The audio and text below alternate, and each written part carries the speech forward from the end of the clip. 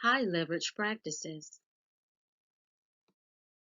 Clarifying the relationship between HLPs and EBPs. HLPs complement EBPs.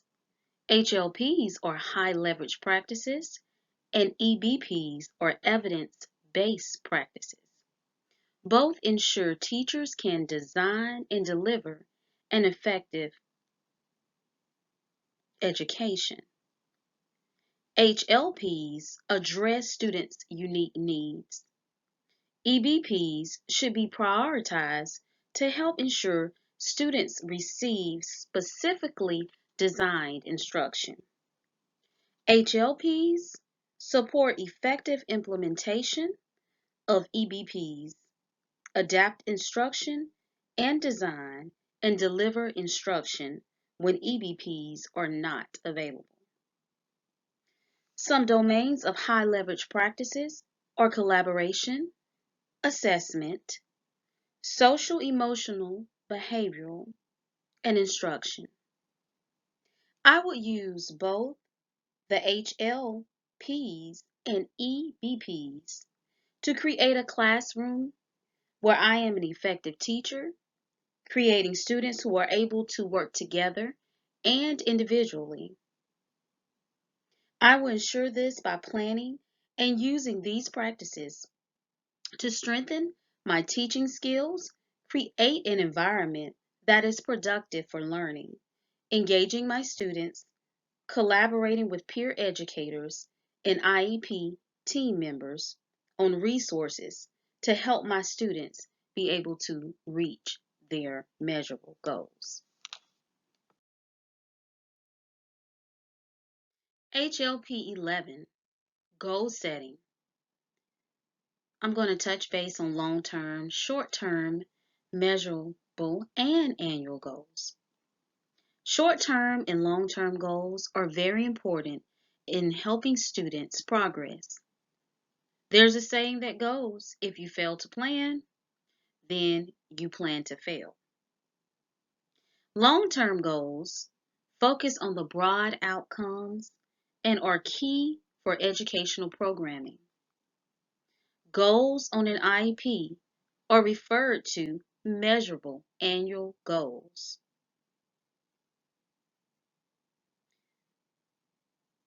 These goals can be academic, behavioral, social, or emotional. Progress monitoring is often completed to measure a student's success. That's something as a resource teacher I will do on a continual basis with my students to make sure that the instruction that I am providing to those students is effective and those students are actually um, progressing with that instruction. However, if that instruction is not progressing, then I will change that type of instruction to be able to meet the needs of my students. Backwards planning occurs after long-term goals are set. These goals help clarify the results of instruction and are needed for HLPs. Goals should be challenging but obtainable. Students' goals are developed by the IEP team. So, as a resource teacher, I would definitely be focused on setting my long-term goals and my short-term goals along with the team to make sure we're able to help that student to be able to meet their goals for that year.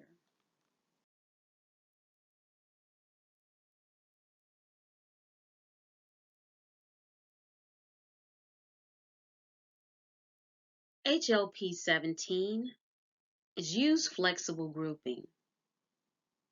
And there are two types of groups I'm going to zone in on, and that's the homogeneous and the heterogeneous groups. Teach students to work collaboratively in all groupings. It could be a group where you put them in pairs. You could put your students in small groups. You could work with them one-on-one, or you could do whole group. Teachers should monitor students' performance, provide feedback, and hold students accountable. Use clear instructional directives and expectations. Ensure teaching approaches are a good match for students' needs. Groups should be highly instructed and include clear directives. So before you put your students into groups, um, in my classroom, I would definitely give them clear instructions on what needs to be done and let them know that I will be walking around and checking, ensuring that these things are being done within their groups. You should have homogeneous and heterogeneous groups to provide appropriate settings for the goals of the lesson.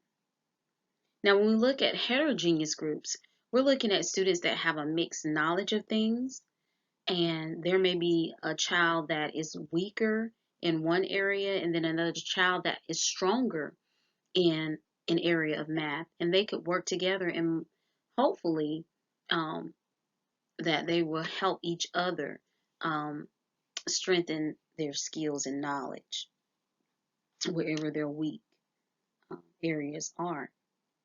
Now, homogeneous would just be kids that are kind of in the same, on the same developmental um, learning level as their peers.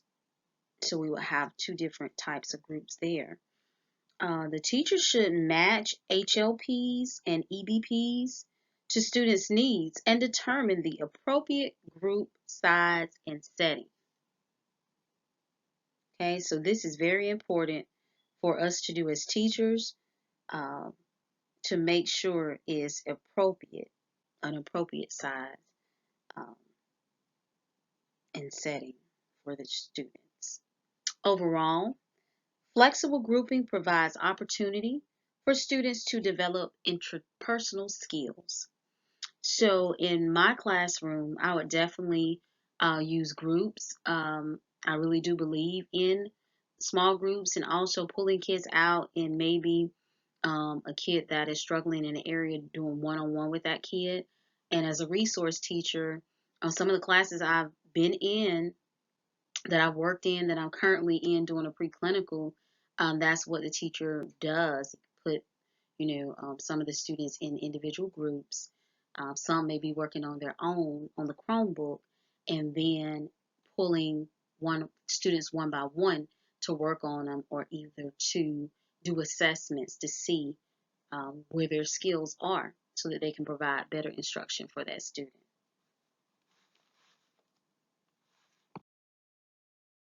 HLP 7 is establish a consistent, organized, and respectful learning environment.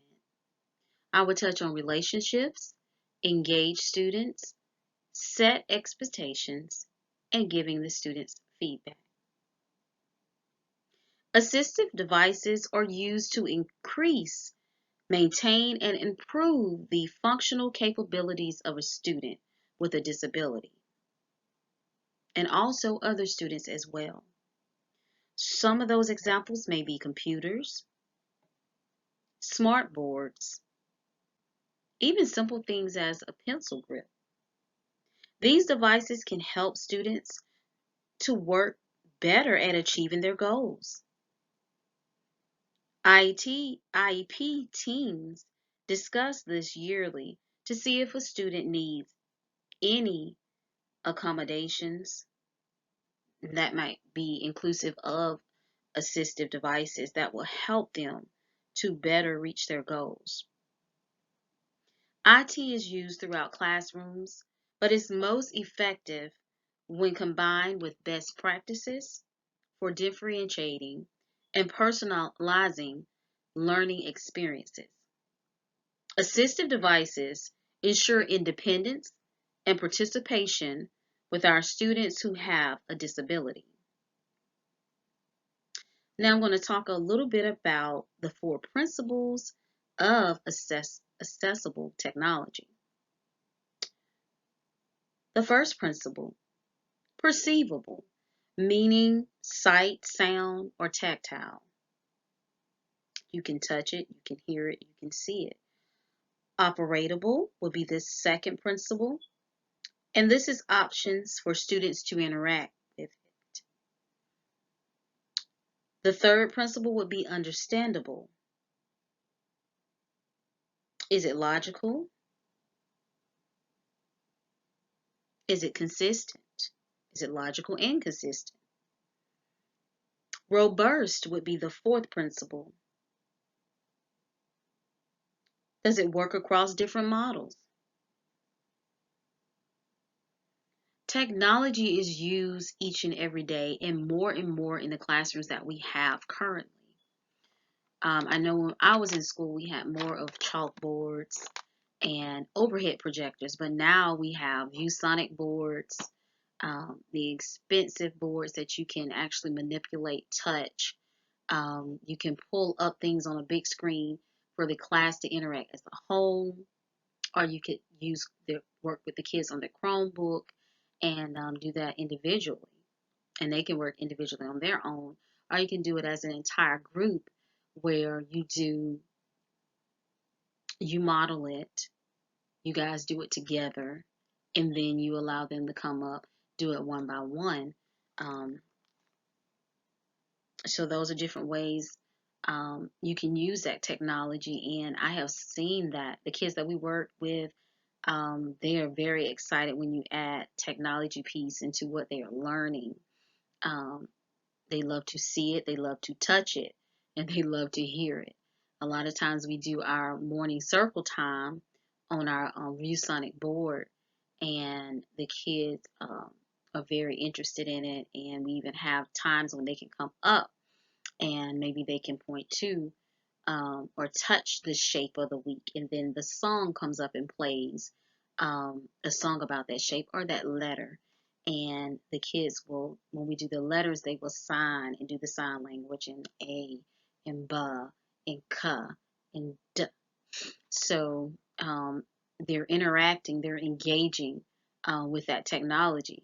So I really like that technology myself because I think it enhances the classroom environment, enhances that lesson, and the kids truly remember um, what you have taught them.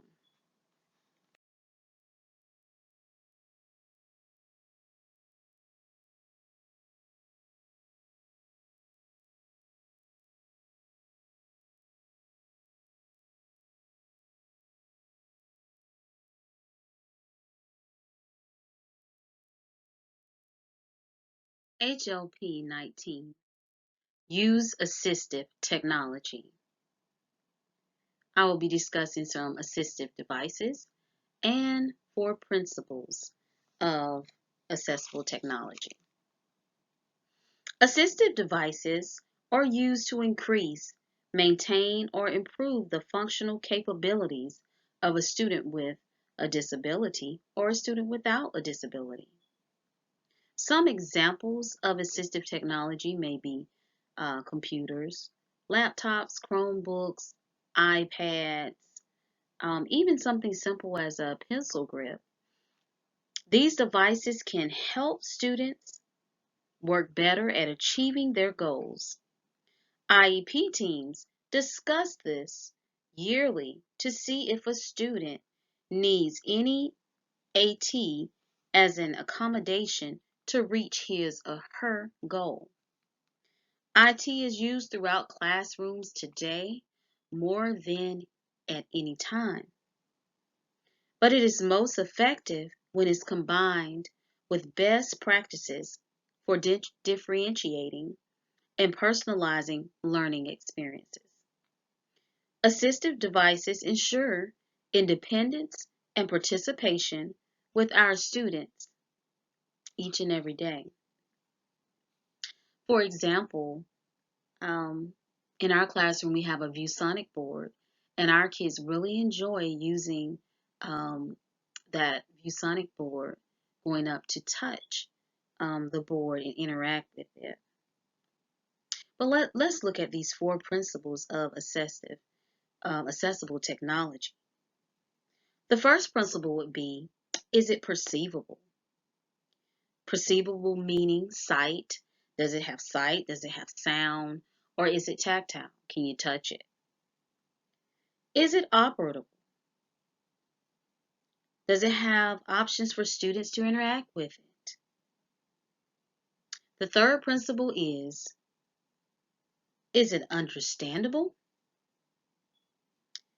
Does it have a logic? Or is it consistent? The fourth principle is robust. Can it work across different models? I can think of a lot of the apps that we use that we put on iPads, but we also can bring it up on our smart board in our classroom. That's what I think about if working across different models. But technology today plays a big role in our classrooms.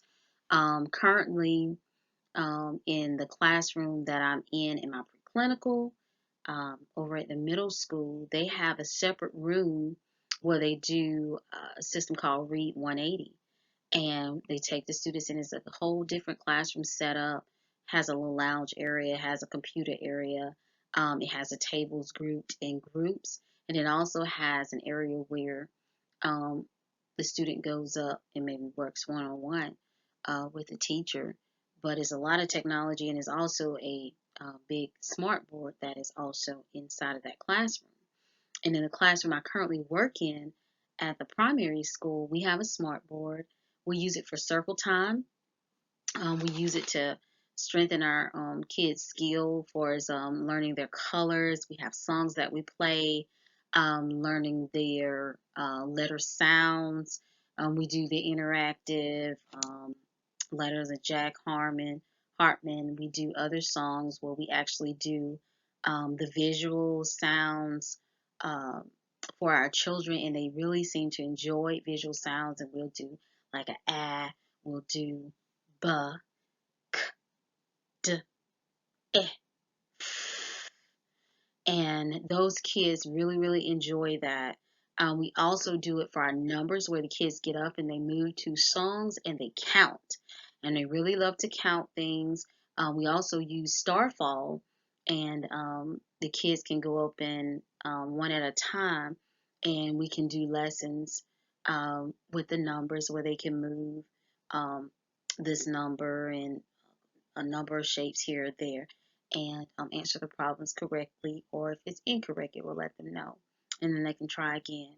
But we definitely use it during every morning for our circle time, for our songs, days of the week, um, and our letter sounds, and our numbers, and our colors, and our shapes. And the kids really do enjoy that type of technology. I think it enhances, even when we pull them out to work with those kids one-on-one, um, that it really enhances their learning, because they take that learning that they learned in the morning and then it's applied again in smaller groups or one-on-one sessions. So I myself am very strong on assistive technology that we can use for our students, anything to enhance their learning, anything to enhance um, me during my instructional time that can make it more engaging and fun um, for my students and for myself. And so technology, I believe, is a great thing. And that is the last HLP that I'll be discussing. Thank you.